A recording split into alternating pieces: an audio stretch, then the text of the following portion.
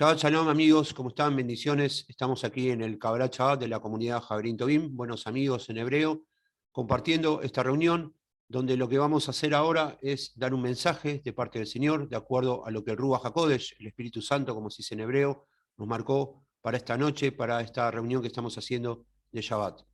Les recordamos a aquellas personas que quieran sumarse a la comunidad Javerín Tobim, nos pueden escribir un mail a comunidadjaverintobim@gmail.com.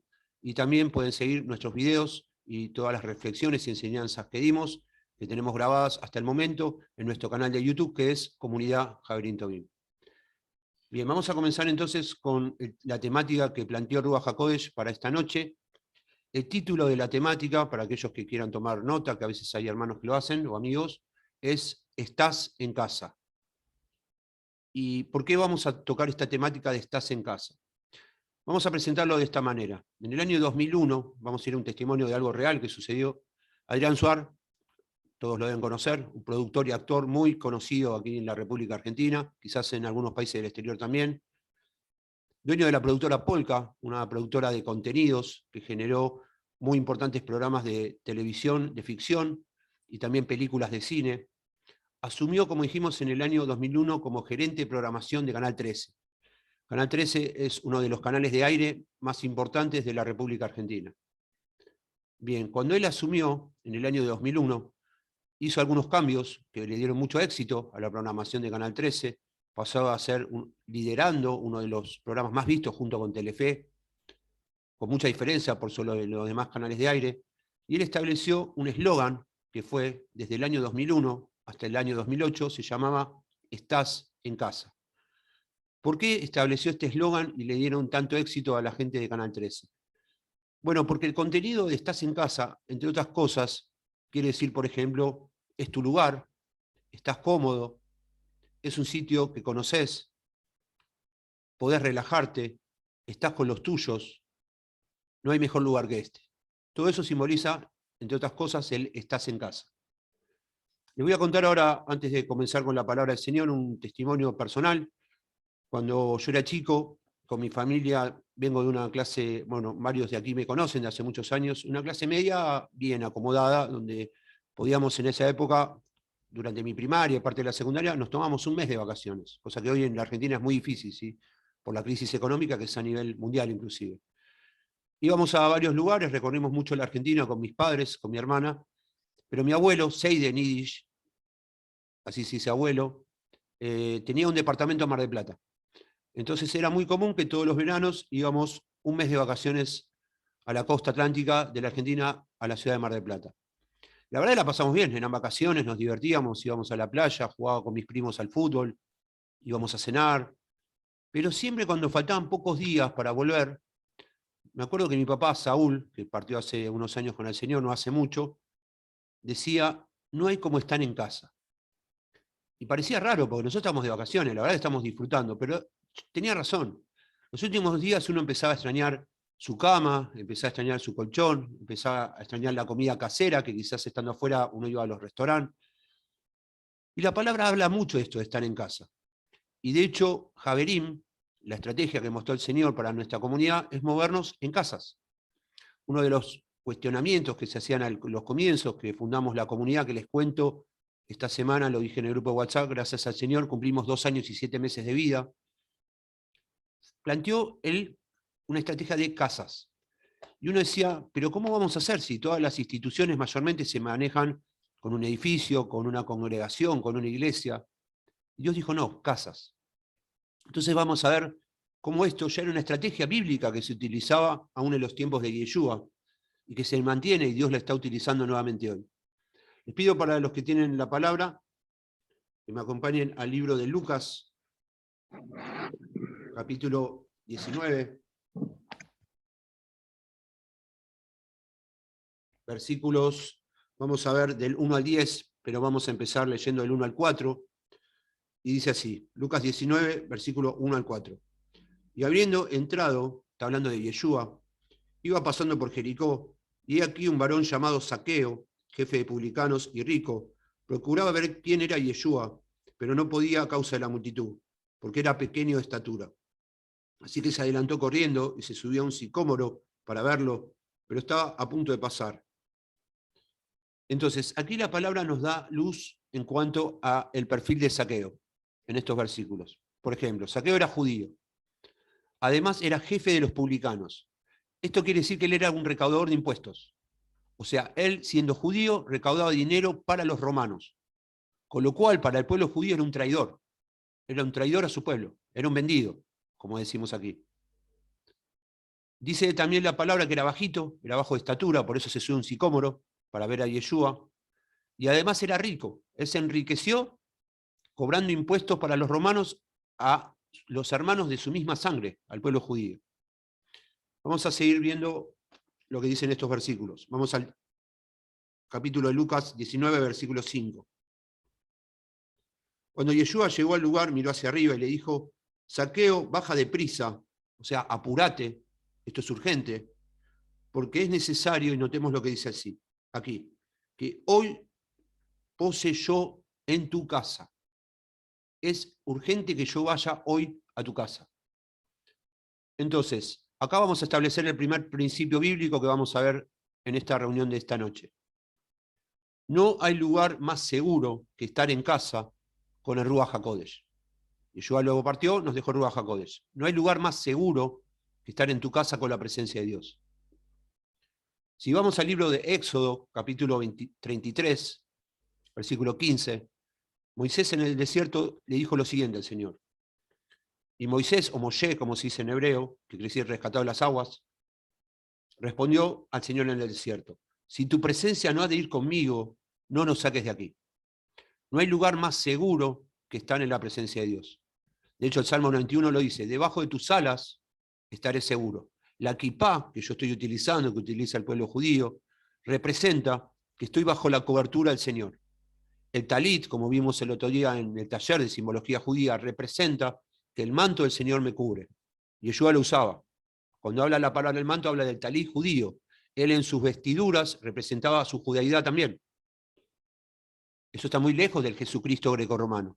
Estamos hablando del Mashiach judío, que vino para judíos y gentiles. De ambos pueblos el Señor hizo uno solo. Vamos a seguir con el libro de Lucas, capítulo 19. En este caso vamos al versículo 6. Y él se apresuró, está hablando de Zaqueo, a bajar y lo recibió con regocijo, lo recibió con gozo. Y aquí vamos a ver otro principio bíblico. Él dice que se apresuró, fue rápido ante el llamado del Señor. Este es el principio. Cuando Yeshua te llama, rápidamente tenés que responder para ser bendecido. Cuando Dios te llama, no existe el no sé, no puedo, quizá, tal vez, tengo que obedecer. Porque como se dice comúnmente, en la obediencia está la bendición. Es responder a su llamado.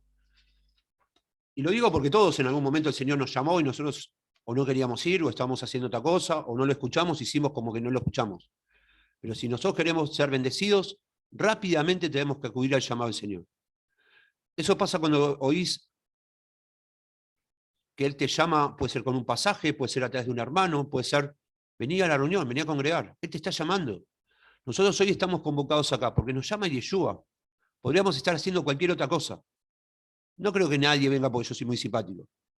Venimos porque es el Ruach HaKodesh del Señor, su presencia, que nos está llamando. No dejando de congregar, porque la congregación Dios derrama nada más y nada menos que dos cosas, lo hemos dicho ya: bendición y vida eterna. No me puedo perder ninguna de las dos. Si a alguno le sobra bendición, a alguno le sobra vida eterna, que me avise que me la pase a mí. No nos podemos perder eso. No nos podemos dar el lujo, porque aparte es un mandato, no es una sugerencia. No nos dice si te parece congregar. Dijo, no dejando de congregar. Apocalipsis 3:20, y habla de este pasaje de cuando el Señor nos llama, cuando nos llama en casa, porque habla de una puerta que Él golpea. He aquí, dice Apocalipsis 3:20, yo estoy a la puerta y llamo.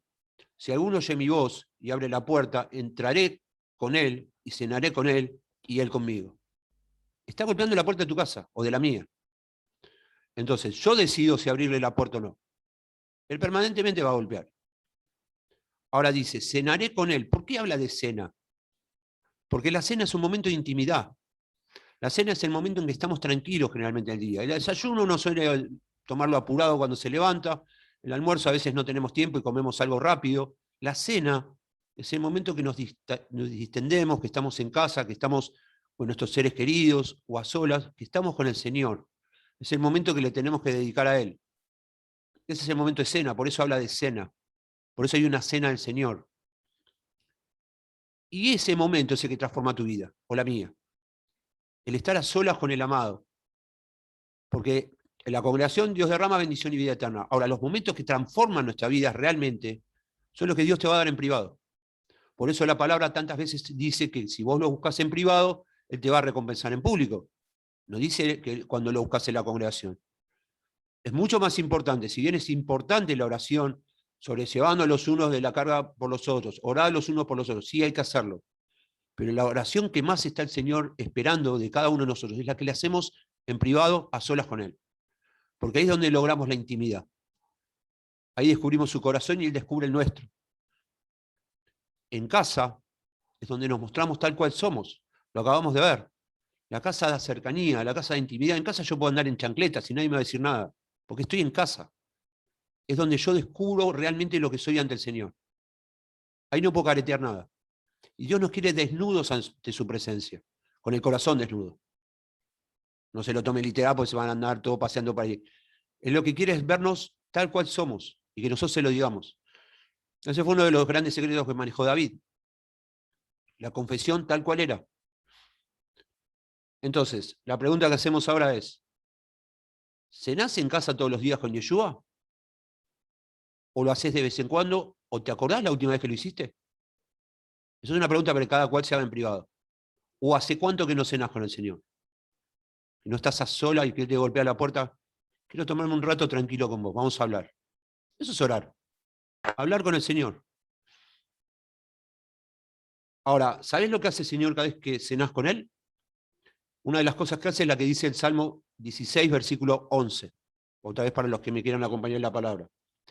Me mostrarás la senda de la vida, en tu presencia hay plenitud de gozo, delicias a tu diestra para siempre.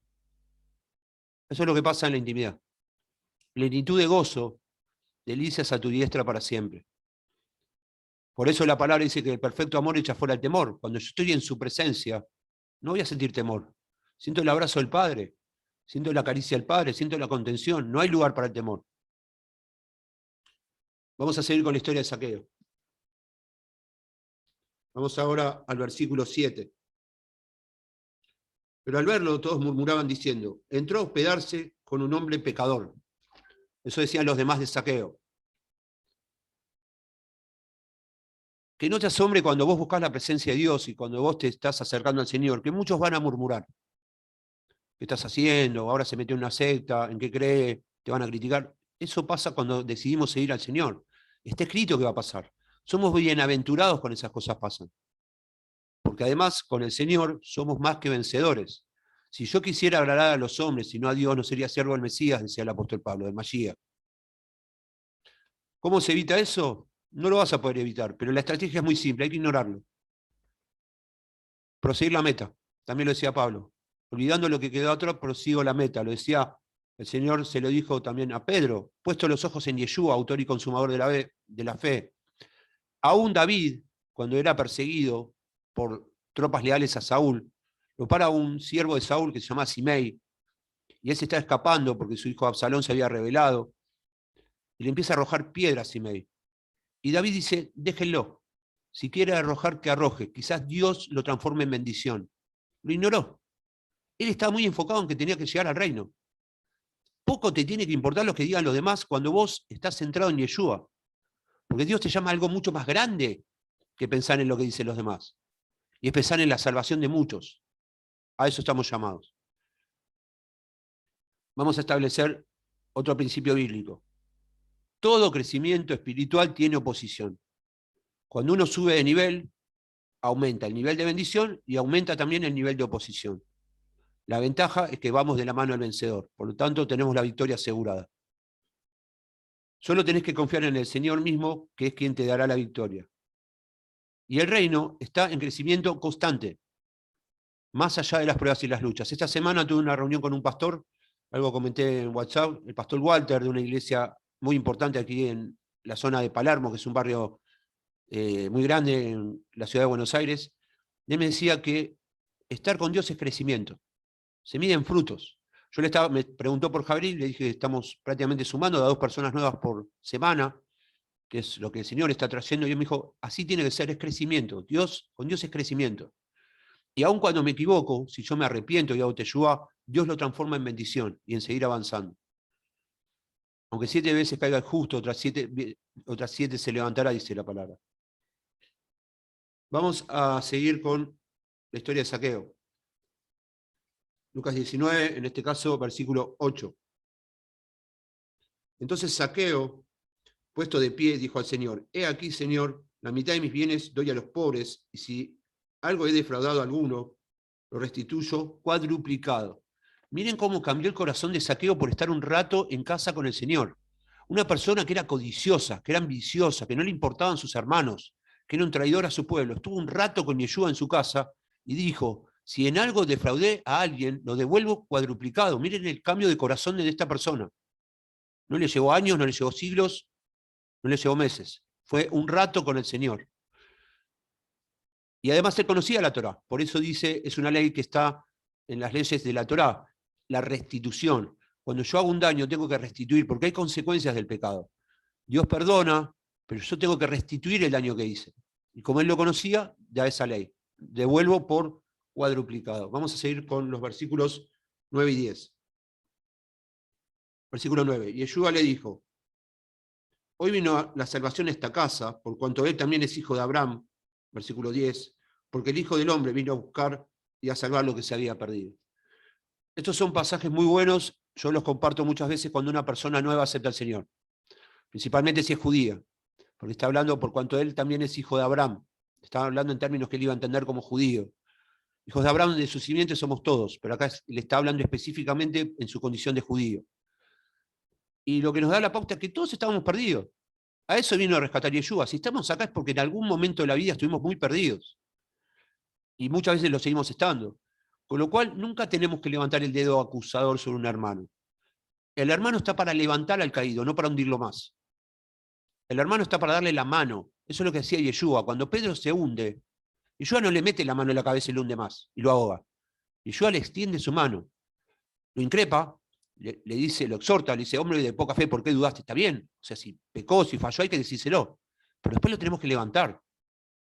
Eso es lo que nos da la victoria. Cuando Moisés estaba, el pueblo de Israel, peleando en el desierto con los amalecitas, y sus brazos cansados, porque él ya era un anciano, los empieza a bajar, dice la palabra, que el pueblo de Israel empezaba a perder contra Amalek. Vienen 2 hermanos, uno era su hermano literal, Aarón, y Ur, y le levantan los brazos. Eso es lo que tenemos que hacer con los hermanos. ¿Que va a haber diferencias? Siempre, somos personas. Todos pensamos diferente, todos tenemos nuestros estilos, todos tenemos líneas hereditarias diferentes y arrastramos con un bagaje. Todos estamos en proceso. Pero el que comenzó en vosotros la buena obra, la va a terminar.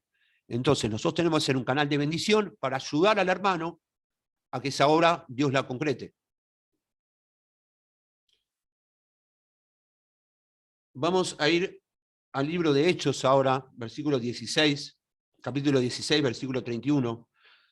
Y vamos a ver el caso de lo que pasó con Pablo y Silas cuando estaban en la cárcel. Hablando también de esto de la casa. Estar en casa es muy bueno. Estás en casa, como dijimos el eslogan. Capítulo 16, versículo 31 de Hechos dice, Pablo y Silas le dicen al carcelero que se quería suicidar porque ellos estaban por escapar, porque habían alabado al Señor y se estaban liberando. Ellos dijeron, cree en el Señor Yeshua, a Mashiach, el Mesías, y serás salvo tú y tu casa. Acá la casa representa no solo a ellos dos, sino a sus familias. ¿Cuál es el concepto de casa en hebreo? Casa en hebreo se dice bait. Babait es en casa. Representa, entre otras cosas, la familia, la unidad, el cuerpo, y aquí los que tienen hijos y familias saben de qué estamos hablando. Y eso viene básicamente el Shema, el Osh Israel, la oración madre del pueblo judío. Shema Israel, Adonai Eloheinu, Adonai Echad. Escucha a Dios de Israel, Dios nuestro, Dios es uno. Es ese concepto de bait, de casa, representa una unidad.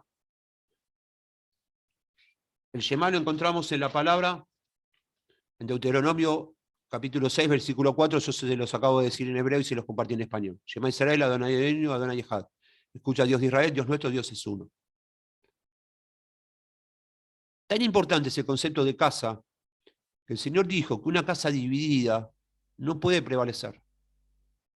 Entonces nosotros tenemos que luchar por la unidad. En nuestra casa como hogar, en nuestra casa como templo del Señor, en nuestra casa Javerim, donde nos reunimos como comunidad, es nuestra casa. Así lo designó el Señor. Entonces, vamos a ir a otro principio bíblico. Tenemos que aceptar la invitación que el Señor nos hace para estar en casa, para que Él pueda cumplir la promesa de salvarnos a nosotros y a nuestras familias. ¿Querés que tu familia sea salva? Cuida tu vida espiritual. Ese es el concepto. Cuida tu propia vida y después ora por los demás. Pero si yo no tengo una vida de comunión con el Señor, no cuido mi casa, mi templo, ¿qué le voy a pedir al Señor? ¿Que salve a mi familia? ¿En base a qué? Dios te llama porque llama puntales y después va tomando a los demás. Yo tengo que cuidar mi casa, mi comunión con el Señor. Ahora sí, vamos un poco a la visión más macro, como se dice, más amplia, hablando ya de comunidad, lo que es Javerín Tobín. Muchas veces me han preguntado por qué nos reunimos en casas. Hoy en día tenemos la pandemia, no vamos a tratar el Zoom, pero vamos a volver a las casas. De hecho, algunas personas ya están viniendo de manera presencial acá a mi casa en Buenos Aires. Y seguimos transmitiendo con el Zoom y lo vamos a seguir haciendo. La primera respuesta es porque el Señor así lo indicó. Y hay que obedecer lo que dijo el Señor.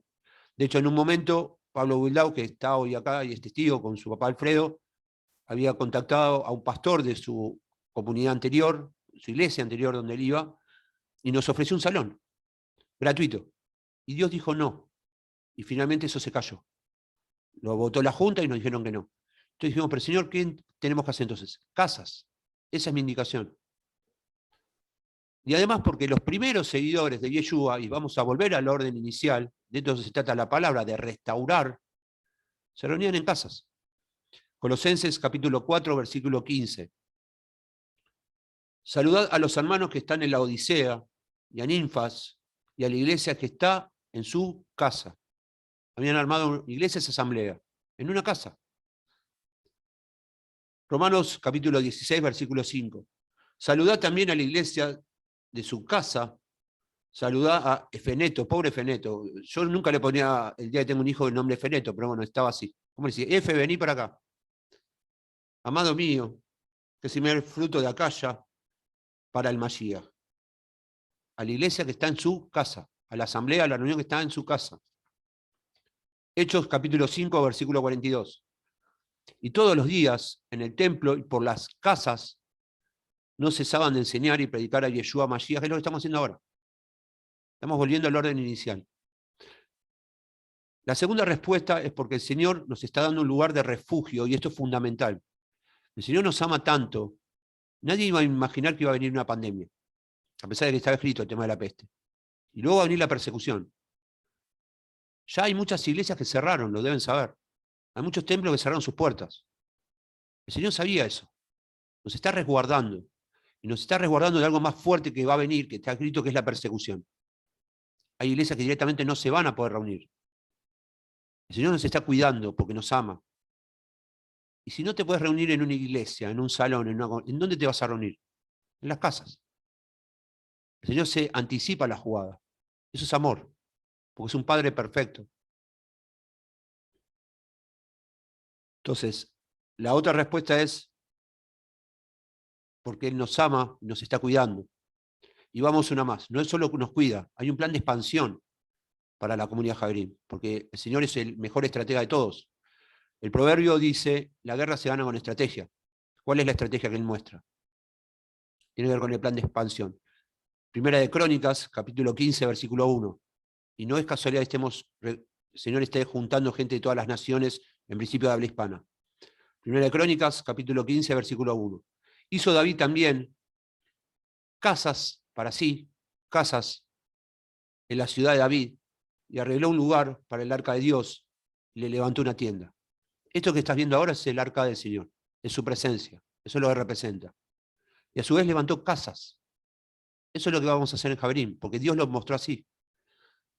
Ahora, vos sos parte de un plan muy grande del Señor. Tenemos que estar a la altura de eso. No se trata de salvarte a vos nada más, de que mejores un poco, de que consigas un mejor trabajo, de que tu hijo acepte al Señor. Se trata de un plan de salvar almas, de dar vida, de ir al judío primeramente y a todo el resto, acercarlo a una aproximación mayor de las raíces hebreas de la fe. Y Dios pensó en vos y en mí. Eso es algo maravilloso porque pasó desde antes de la fundación del mundo. No venimos acá a escuchar dos cancioncitas lindas. Estamos reunidos con un propósito divino y es un plan perfecto. Volvemos a lo mismo. Si Yeshua te llama, rápidamente te decís, heme aquí, envíame a mí. Cuando el Señor te dice, tenés que congregar. Si el Señor te dice, ofrenda para su obra, es para salvar almas. No podemos pensar en nuestro ombligo.